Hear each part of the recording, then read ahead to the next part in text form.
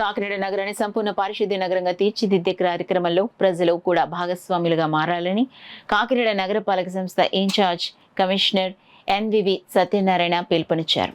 బుధవారం నగరంలోని 12వ సర్కిల్ పరిధిలో 43వ డివిజన్లో కమిషనర్ పర్యటించి పారిశుద్ధ్య పనులను సమీక్షించారు. పర్యటనలో ఆయన చెత్త సేకరణ, వీధుల పరిశుభ్రత, మురుగు నిర్వహణ వంటి అంశాలను పరిశీలించారు. రోడ్డుపై చెత్త పారేయకుండా ప్రతి ఇంటి నుంచి తడి చెత్త, పొడి చెత్త వేర్వేరుగా అందించాలని ప్రజలకు సూచించి పారిశుద్ధ్య కార్మికులకు ఈ విషయంలో అవగాహన కల్పించారు. త్రాగునీటి సరఫరా సాంద్రతను పరిశీలించిన కమిషనర్ 43వ డివిజన్లో నివాసీ రిటైర్డ్ ఉద్యోగి సెర్మెంట్కి వెళ్లి కుళాయి ద్వారా వస్తున్న నీటి నమూనాను తనిఖీ చేశారు. నీరు పూర్తిగా శుభ్రంగా అందటం లేదన్న స్థానికుల అభిప్రాయాలను స్వీకరించిన కమిషనర్ వెంటనే సంబంధిత అధికారులను చర్యలు తీసుకోమని ఆదేశించారు. ఈ సందర్భంగా ఇన్ఛార్జ్ కమిషనర్ ఎన్వివి సత్యనారాయణ మాట్లాడుతూ కాకినాడ నగర ప్రజలకు స్వచ్ఛమైన మంచినీరు అందించడమే మా ప్రధాన లక్ష్యం. త్రాగునీటి సరఫరాలో ఇబ్బందులు తలెత్తకుండా అన్ని చర్యలు కొనసాగుతున్నాయి.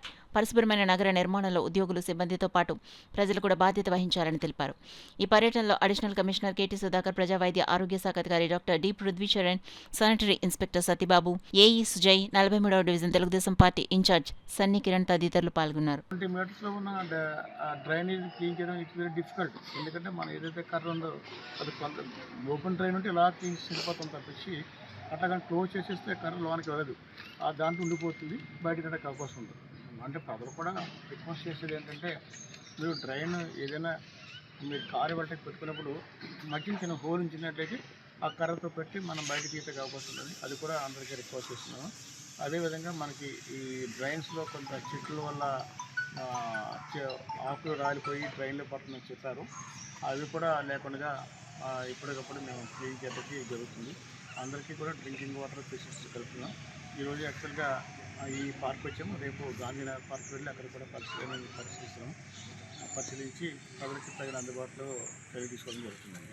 ఇంకొకటి ఏంటంటే ముఖ్యంగా ఏదైతే వాటర్ ట్యాప్స్ ఉన్నాయో అనాథరైజ్ ట్యాప్స్ ఎక్కువైపోతున్నాయి. అనాథరైజ్ ట్యాప్స్ని రెగ్యులర్ చేసుకోవడానికి కలెక్టర్ గారు 10వ తేదీ వరకు టైం ఇచ్చారు. ఈ 10వ తేదీలాగా మరి అనాథరైజ్ ట్యాప్స్ని ఎందుకు రెగ్యులర్ చేసుకోవచ్చున్నాము. 10వ తేదీగా ఎవరైనా రెగ్యులర్ చేసుకున్నట్లయితే మరి 15వ తేదీ నుంచి అట్లాంటి వరకు ట్యాప్ వాటర్ కూడా ఆపేస్తామని కలెక్టర్ గారు ఇన్స్ట్రక్ట్ చేసి జరిగింది. కాబట్టి ఎవరైతే ఉన్నారో అనాథరైజ్ ట్యాప్ వాళ్ళంతా కూడా ట్యాప్ పరిస్థితి రెగ్యులర్ చేసుకోవడానికి వారు దరఖాస్తు చేసుకోవాల్సిందిగా కోరుతున్నాను.